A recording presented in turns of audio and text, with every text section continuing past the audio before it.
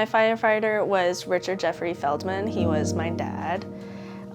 He was the type of guy that would make friends with anyone he would meet, even a random stranger in the grocery store.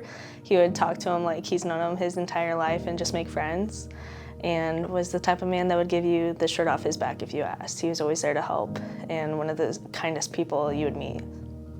He was my best friend. So he taught us how to be kind, and I thought that was really important. He taught us to work hard and be a kind person, and I think we grew up to also take a lot of his characteristics, like being able to talk to people like we'd known them and just listen. And I think it's really important to be able to just listen to someone sometimes. His dad was actually a firefighter, and that made it so he wanted to as well. And then my dad was actually a twin, so his twin brother is also a firefighter, so it kind of just runs in the family. One of my cousins is now a firefighter as well. I think just being able to help people and serve his community, we always looked up to him. I don't think he ever thought of himself as a hero, but we always thought of him like that. Like, I remember in preschool he came and taught my class like how to stop, drop, and roll, and everybody thought he was so cool, and I thought I had the coolest dad ever, and everyone thought he was so awesome. But to him it was just like, it was just his job, and he was just trying to help people and serve his community. People in the community would say that he was kind. He was the type of man that would give you the shirt off his back and would do anything for his friends or a random stranger. He would just try to help as much as he could. And then, like, at the fire station, they would call him Marty because there was an actor, Marty Feldman, and so that was his nickname at work. And so that's always been kind of like the run-in joke because people know him more as Marty than Rick. Actually, that really messed with my mom when they were dating because they were set up. My mom was a teacher, and she was teaching a student. Her dad worked with my dad. And so her parents set up my parents, and she knew him as Marty. And he had sent my mom flowers with the name Rick. And so she got so upset thinking my mom was seeing another man, but it was actually from my dad. She just didn't know him by any other name. So after he passed, the Sparks Fire Department, a lot of his friends helped us a lot. One of his best friends, his name was Chaz. He helped plan the funeral and still talks to my mom a lot and has been a huge help. He actually I got married in May, and he came to the wedding, and we got to do a dance together, and he just was hugging me and telling me how much he wishes my dad could have been there and how much it meant that we invited him and that he got to be a part of our big day. And just, you could tell it meant a lot to them. And so my dad's best friends have been a huge help in supporting my family and just checking in on my mom and being part of our big moments still. After his funeral, one of the stories that one of the guys told me was they went on a hunting trip. My dad wasn't much of a hunter. He mostly went because he wanted to have the experience and tag along with his friends and enjoy the moment. So one of the times they were hunting with bows, and the guys had gone out, and he kind of hung back that day and had figured out that there was this like animal skull like across the way, and he figured out if you point the bow at a certain tree, it would go up and then hit it. And so he kind of hustling people because he figured that out, and so he made a bet on who could hit it, and he had already figured out that if he pointed at that certain tree, that it would hit it. And so I guess a bunch of people were stopping by their campsite, and so every single person that would come by just talking to him, they'd be like, "Can you hit it?"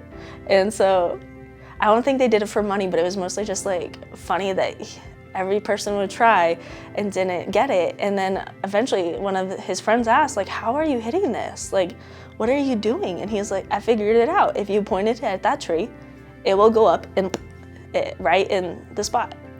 He was really into the outdoors. He got that from his dad.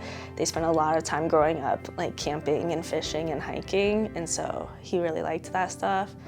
But yeah, it was just really funny because I never thought my dad would like do something like that. It was just funny.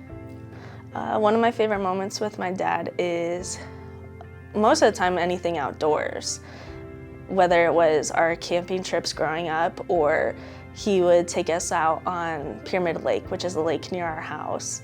And so we would go wakeboarding and tubing with my cousins. And every once in a while, he wouldn't try to because he was very big on being safe about everything we did. But every once in a while, you would hit a big wave and it would flip us. And so it was just a lot of fun. And then he would take us skiing a lot, and so it was fun. I think I was 9 when he signed me up for skiing lessons for Christmas. And so he took snowboarding lessons and I took skiing lessons. And we would just go out there together. Every once in a while, we'd have like an eye doctor's appointment and he'd be like, "Are you doing anything important in school today?" And I'd be like, "No," because I was a kid. And he was like, "You want to go skiing as long as you promise to do your work when you get back?" And I was like, "Yes." And so every once in a while that winter, we, instead of going to school, would just stop and do a little ski day if like we were doing really well in school. So it was just fun that he would like let us have that moment together. And I think those are some of my favorite memories, as well as we were very big into Disney as a family. And so that was actually one of the last things we did before he found out he was sick. We were at Disney when he realized something was wrong because he was diagnosed with cancer. And so that's where he realized something wasn't quite right with his body. And I just remember the very last thing we did together on that trip was we rode the train around Disney, and my dad loved trains. And so we got to do that together, and it was just the two of us at that moment. And so I hold on to that very fondly. That was also our promise while he was sick, was that we were going to go to Disney and we were going to do it big to kind of like celebrate him beating it. And after he had passed, we were going to fulfill our promise. But because of COVID hitting and the park closing, we weren't able to. So actually right before coming here, we finally were able to do our family trip and got to like do it big and celebrate his life and everything. And it was really cool. One of the cast members there took a picture that I had brought like right in front of his favorite ride, and it was beautiful.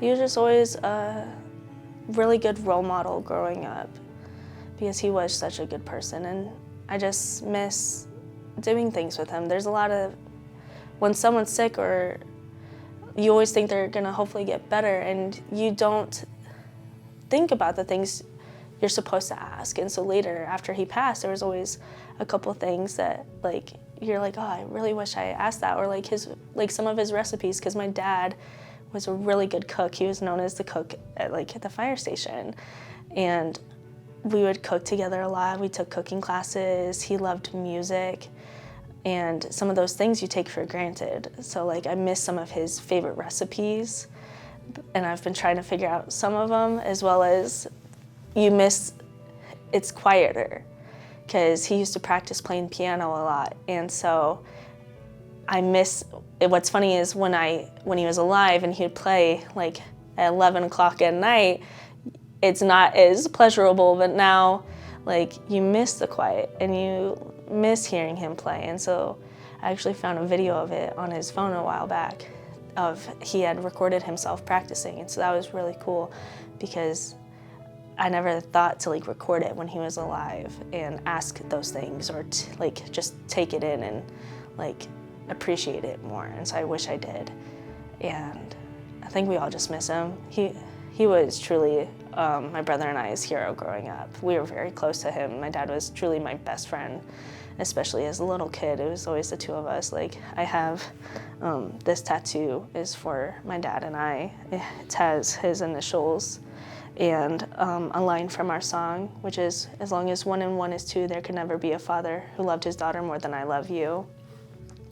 And so I think we just miss him. I don't think he ever thought of himself truly as a hero, but he really was. He worked very hard at everything he did, and he taught us so many great things. And I think as long as he knows up in heaven that he didn't let us down, and that he knows that we know how hard he tried, because he never complained. My dad never complained the entire time he was going through treatment, even when it was really hard. He always just took everything in one step at a time and was super happy.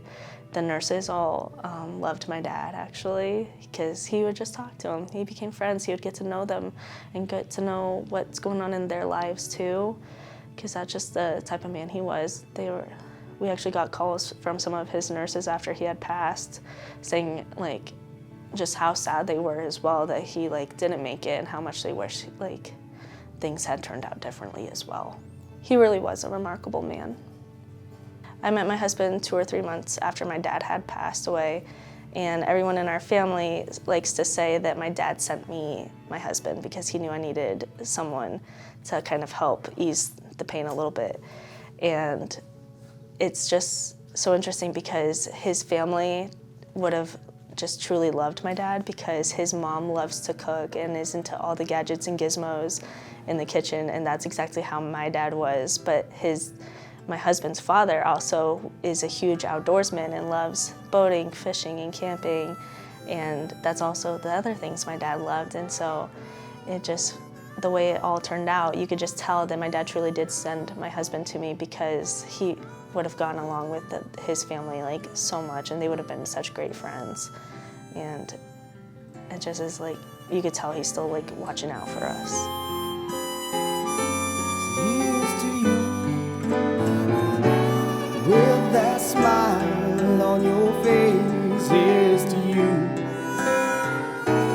and what I want to raise to this moment we share, to the love